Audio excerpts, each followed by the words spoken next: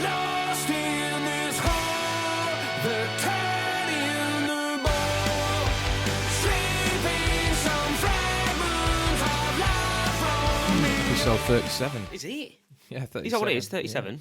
Yeah, Same age 37. as me. Yeah, well, Fucking laugh. no comment. It's well, you know what they say. 37.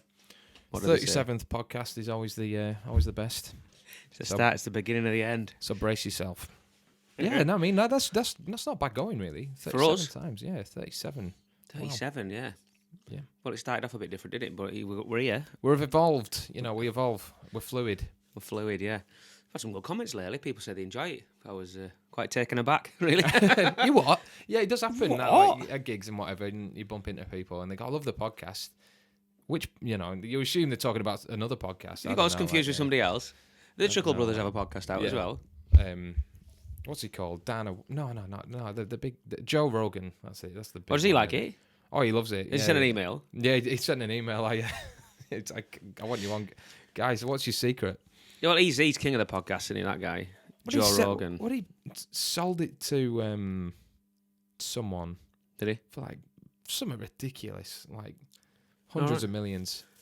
You go on social media, like on TikTok or whatever, and I don't just on my feed. He's always appearing on there. Like, he's interesting. Like, he can say what he wants. He's kind of at that level where I suppose he's that famous and that rich. He just doesn't give a shit. He just talks about all sorts of crazy. Some of it's dead interesting. Like, Yeah, he covers everything, doesn't he? All sorts of weird conspiracy stuff. Yeah, and all kinds of crackpots on it. Yeah, I find myself ended up watching all this stuff about Egypt and how the pyramids were built and stuff like that. It's like it's like blows my mind. I don't know what to think of it all. It was aliens, man. It's weird. Yeah. It is weird. Well, We're not going to get into that. No, Believe me, we will be here all day. I was literally just going to get into that. But, The science behind building pyramids. Well, you know what? Oh no, I here we go, agree. I've started it. It's staggeringly impressive regarding the pyramids because I went down that rabbit hole, and I just, as with most conspiracies, I just cannot. What is it?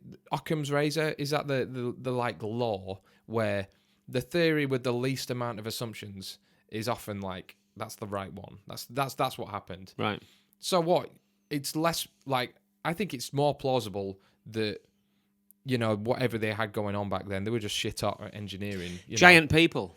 Well, Giants. They were just very, very good and understood physics. Humans, I find that more plausible than aliens. They were did it. highly intelligent. And, I think people assume that like back then everyone was just like because shambling it's like around it's not just about how they built them, is it? It's about all the where they're aligned and all the stuff that they're in. Yeah, the start. The like numbers, the equator, and all that. It's all in line with this, and it is. But is it? I don't know. I just think if aliens did do it or whatever people think, why not just make it obvious? Why not just make it more obvious? Why would it not be more obvious? Maybe we're the aliens, man. Well, whatever. Look, I'm going to get hate for this. Come on, let's start. Let's stop talking about this anyway. Yeah. Anyway, this is crazy. What are we going to talk We about? can do that. We can cover pyramids another day. We're going to talk about your mate and mine, Josh Homme.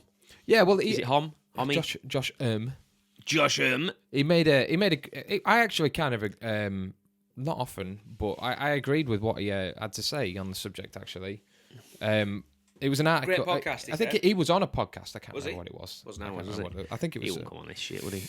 But he basically said, and it was reported as the media does, that he criticised bands, like established bands, who avoid playing their biggest songs at live, like they sort of out of some sort of whether spite or I don't know, just some weird reaction to it.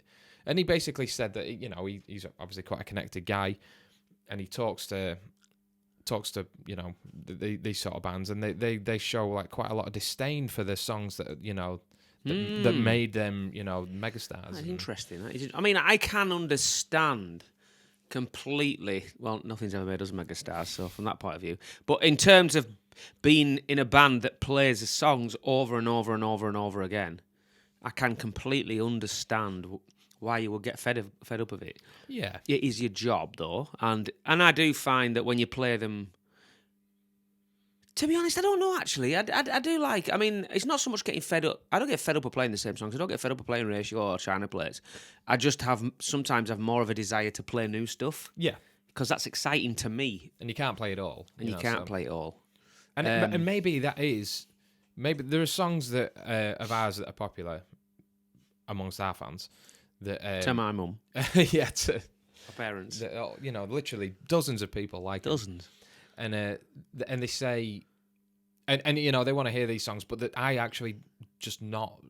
I don't rate them as highly as people. No, it's strange, might isn't do. it? That's the reason why I might not want to play that. It's because I don't think it's good. Yeah. Where there are some songs of ours that I don't think I'll ever get bored of playing because I just think they're great and I love playing it. Yeah, I agree. Well, Nails is a great one example of that. That's an old song that now, and I've never got fed up of playing that. It's because the reaction's good and people like it, but yeah, I do get what you mean. Do you think it's because I don't know, I'm only guessing here, but sometimes I think bands become some bands who do that become so big they just do it to test the water, or they just think, oh fuck it, what's the worst that can happen? Let's do whatever we want. Yeah. They don't have to worry so much about picking up fans, or they don't have to worry about pleasing crowds. They can just go and go. They can do that. I don't care. We're going to play B-sides. Everyone's going to hate it. Yeah. Some bands make. I've heard some bands make awful albums on purpose. What are they called? I was in a band called Prometheus, metal band. With drummer Alan was big into. Bloody hell, the band name completely escapes me. Sorry, but they were a massive cult band, metal band. And he was telling me all about them. And the big name, you'd know them. They'll come to me at some point in this podcast. And they made. He told me that he was banging to him like Mars Volta. Oh yeah. I think he told me that they made an absolutely awful album on purpose. Like, it was terrible. Or he made it in a completely foreign language and made it dreadful. Or they made an awful album, then made one in a foreign language. And they were all about completely booking what people thought of them. Do you know what I mean? Right, They were just all about being like different all That's the time. interesting. Yeah. I'm sure it was them. I'm sure if he'll probably say it wasn't them, but I'm sure he told me that once, and I thought it was interesting. I remember that one when we were like the Mars Volta. when we make an awful album. Like, well, I say it's on purpose. Did that on purpose, like Yeah, I'm sure he told me that. I thought that was fascinating. No, well, they're quite proggy, aren't they? So yeah. I think he let me some albums. I think I'll give him back after a few years. after an hour. All the Mars Volta fans were going mad. They're one of them bands, aren't they? It's the best band in the world, man. You just don't get it. You just don't fucking get it, man.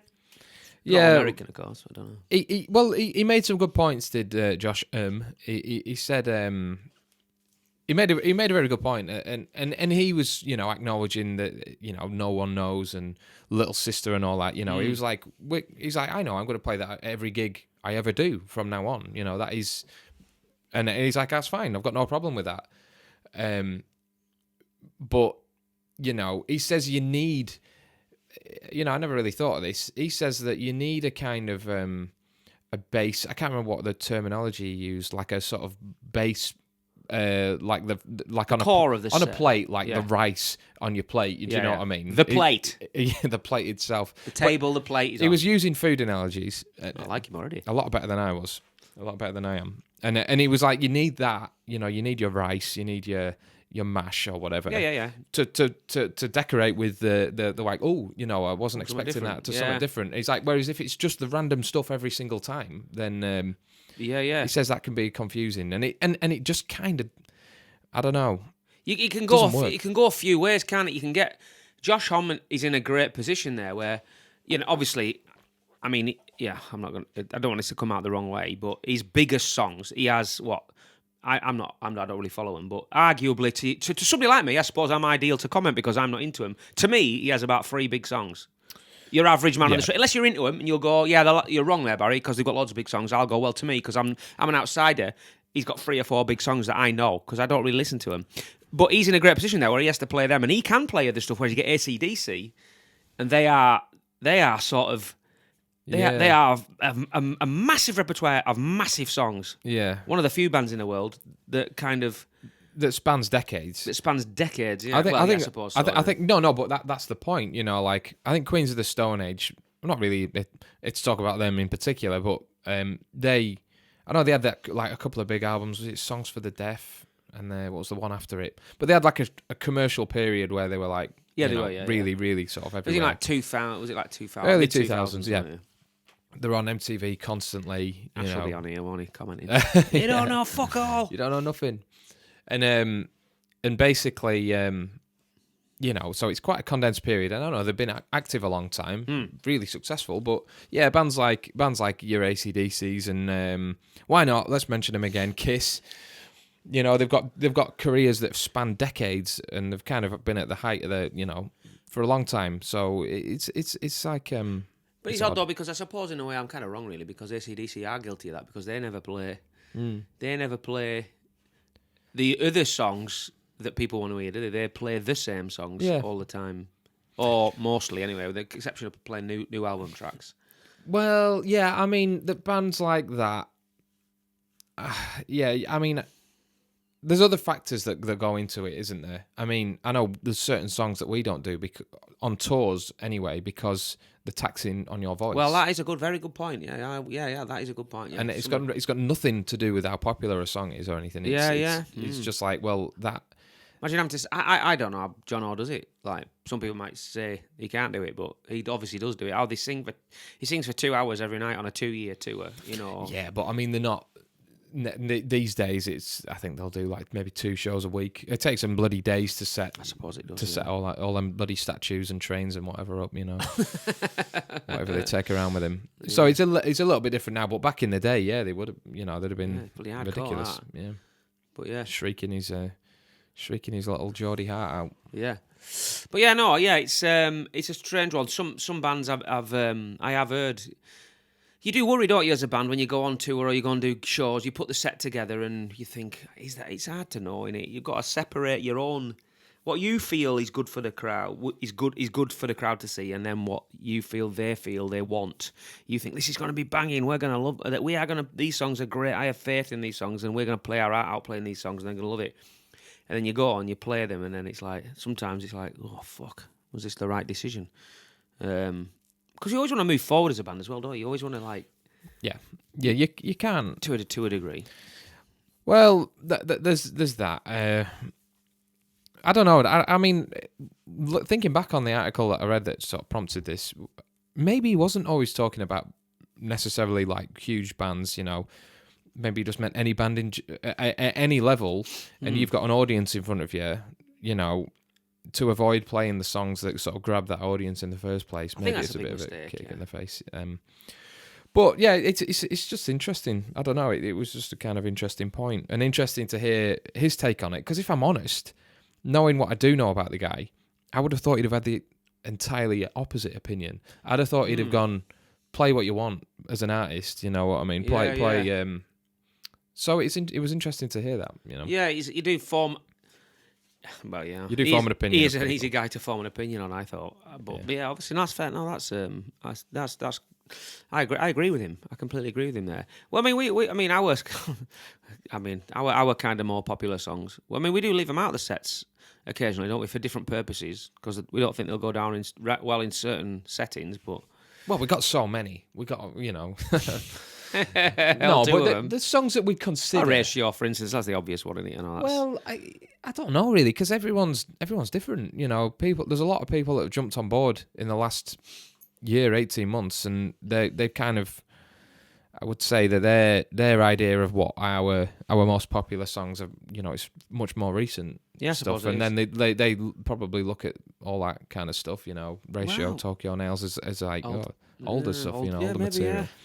Yeah. We are guilty of that though. We're not playing. Well, if you look at the Spotify stats, Balloon Head is the big one, isn't it? We never play that, do we? Really?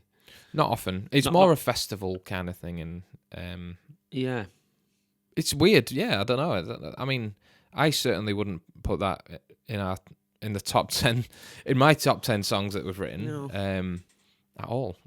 In It Together's up there, and I can get that. I like. I think In It Together's a good song. And House of Noise. Yeah. And House of Noise, that kind of makes sense. But yeah, there's plenty of other good songs that, Curry Song. Yeah. I think Please Stay Calm's great. Gone Are the Days off the new album. How the Screw Year's good. Gone Are the Days is my favourite song to play at the moment of ours. Yeah, I'm glad we play that. It's a good tune. But yeah, going back to bands that purposefully. Yeah, I don't know why. I don't know why some bands do that. You do read without naming bands. You do read about bands going out on the road and playing a completely weird or Random set. Yeah. And you do think why have they done that? I wonder if it's a little bit of pretentiousness there, or Definitely. is it a pretentious move? Yeah. Fuck it, we're gonna do what we want. For Exactly. I've been doing this for years, and I'm sick of playing this shit. Let's play let's play our first album in full. That's what we're gonna play. yeah. I mean, but to hardcore fans, I suppose it matters how commercial your band is as well. I don't know.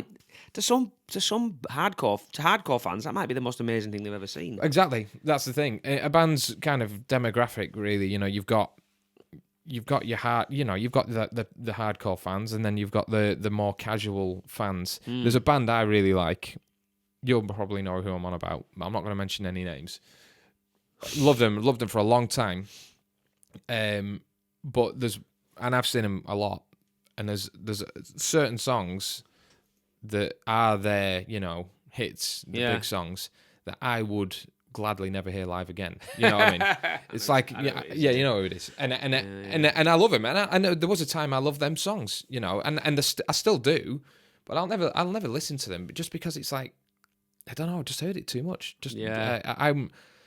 I would love nothing more than to hear a set list, of deep cuts and stuff, and it just be like, I'd love that more than anything. But then probably 70-80% of the audience would just because they want to hear that. We don't know how many times they've been to see them as well, don't you? That makes a big difference, doesn't it? I mean, not everybody goes to gigs, is it? It's just, I mean, you're sort of in a band and you are surrounded by people that their life revolves around shows. It amazes me. Before I was in a band, I didn't even know people went to gigs as much as they did.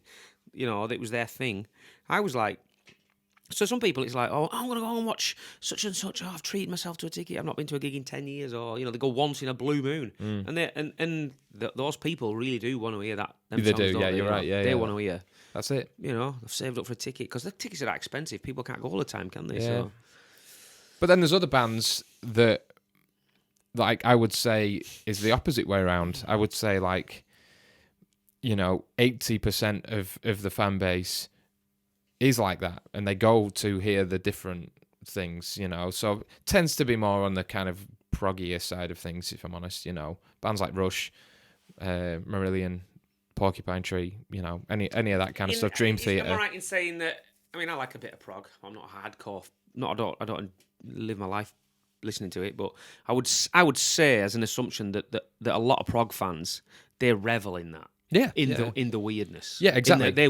Though that bunch of fans in particular would love nothing more than to see the weirdo shit that they never play. Absolutely, definitely. Yeah, like to come away going. Def Leppard fans want to hear. They're gonna hear Hysteria album, plus a few others. Having said that, I think Def Leppard have got some great songs throughout their entire career. Yeah, it's just in their nature. They were a big, huge commercial band to a lot of people, weren't they? And people do want to hear they want to sing along, don't they? Yeah, I do think this is kind of band dependent, really. Yeah. Do you get many sing-alongs at Rush gigs? Do people sing along? What's the crowd like at a Rush gig? I wouldn't say Rush, and I think them themselves have never really given it much thought. But I know they'd never. I would be. Is it all blokes? Oh yeah, definitely. That's the joke. I think that's the running joke in the band. All right. What's that film they were in? They're in a film. Is it I Love You Man with Paul Rudd and whatever? And I've not seen that. They're in it, and Jason Segel, and they're like mad Rush fans, and they go to a Rush gig and they end up bumping into him, and I think they're overhearing them talk or something backstage, and they can hear it go, "Did you see there was a girl in there was a girl in the front row?" I do like Rush. Their sense of humour is great. Yeah, they have a really good great. But I mean, I wouldn't say they were like they sort of straddle that prog classic rock kind of line. I don't know. Whereas there's bands that are much more, I would say, progressive than them. They wrote. Yeah, anyway, I'm still talking about Rush. They had one song less than 7 minutes, didn't they? Yeah. They did? Certainly, in the 70s, there were a lot more. That's borderline commercial, isn't it? I guess, yeah. It's when they're wearing kimonos and stuff, you can't really escape that. But, yeah, so bands like that, I guess, get away with it, but I don't think that's what Josh was getting at. No, of course he wasn't. I think he was getting more at the bands that are maybe known on a wider casual kind of basis for one or two songs, and they don't play them. They don't play You know, them. it'd be like Chesney Hawkes not playing the one and only. You know, that kind of thing. I'm sure he's got loads of songs, I like that song. It's but you know, nice. and I'm sure he does play it maybe Of course twice. he fucking does. I think he does, to be honest. Does I know, he? I know some people that have been to them 80s Butlins weekenders, and I said, "Oh, it's Chesney Hawkes, love that song." They're Yeah. like, oh yeah, he played it 5 times Yeah, or something like that. It just goes round and round. It's ridiculous, isn't it? Oh, you can imagine, can't you? I bet it's buzzing. But he can't. But he must love that. He can't get tired. He can't get tired of the reaction that song has. He probably hates that song, and I bet he never practices it. But when he fires it up and everyone goes bananas, that's the magic, innit? Yeah, that to is me, the magic, that's the yeah. magic, innit? I would bang a pan on my head if it got everybody. Gung, gung, gung. If everybody was like going nuts and like Yeah. into it, then that's the reaction I'm after anyway. I mean, you've got one hit wonders, and then you've got bands that are no, it wonders. and then you got no hit wonders, yeah, and then you got bands that are like you know, have a few, you know, they may have had one big album and there's a few songs on that album, and they avoid playing the songs from that album because they've continued their career and written, you know, 7 or 8 more albums, and out of some sort of like, we don't want.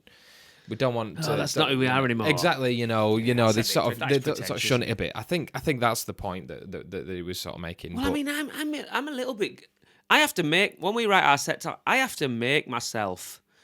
Well, I don't like to dismiss it. Well, you write most of the sets because you guys know what guitar changes you do. Because I don't write a set because I don't know what order they should go in. Because that's a big part to playing our set list order, doesn't it? Guitar changes. Yeah. What sounds good, but there are songs that I see and think I'd rather not do that. But I do have to make myself go, no. I understand people like that. A red dress is a prime example. I know people love it, but it's very different. Very different to where we are now. And I sometimes think, but then when we're on stage and we play it and everyone's loving it, I'm going, yeah, this is great. I love it. Do you know what I mean? Yeah. You I think. Well, I mean, there's lots of things to consider, isn't there? And the fact that you can ask yourself and go, look at the bigger picture, not just do I like that song or not? You know, that's important. You know, No, it's very important. Yeah, definitely. it's a balance, like with most things. I want to give everybody. You want to give well, one of our objectives is to make sure everybody in the room has a good night, and hopefully everybody in the room hears a song that they want to hear. Yep. That's the goal, isn't it? I think when I don't know, maybe it works for different bands. They have different. Everybody's different, aren't they? If they're doing it for themselves, then I don't know. Maybe I don't know. Is it that selfish, or is that art, or is that a bit pretentious? I don't know really. I don't know.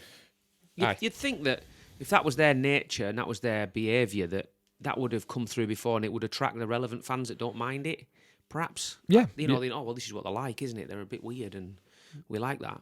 It's just odd, isn't it? It's just an odd it's an odd topic, but I thought it was an interesting one to talk about, and thank you, Josh, for the discussion. Well, he's a strange character, isn't he? I don't really know. He's very bit elusive. He knows everyone, doesn't he? Mr. Popular, isn't he?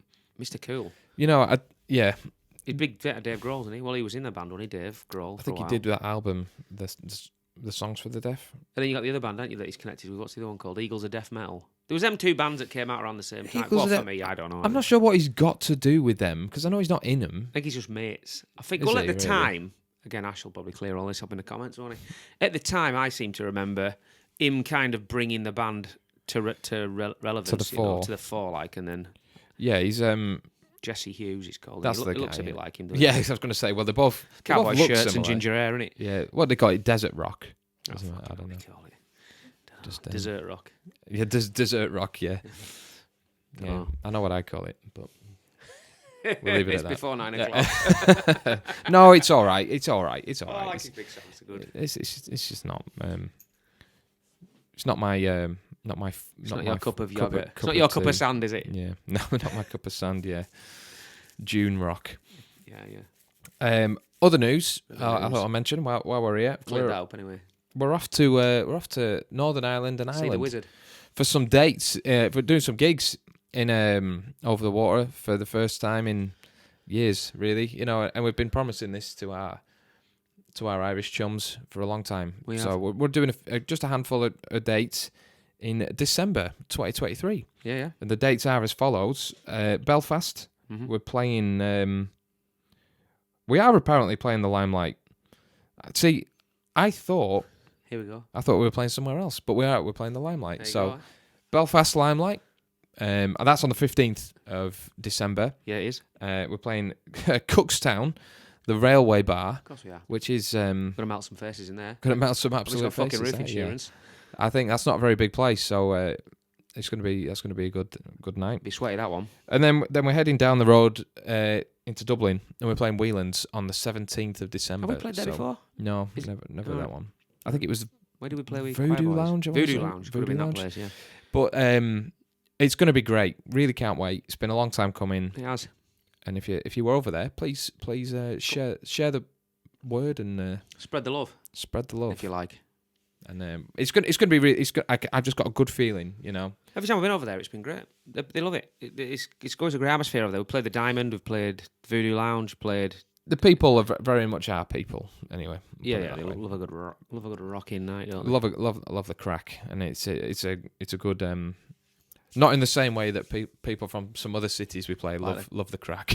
Different kind of crack.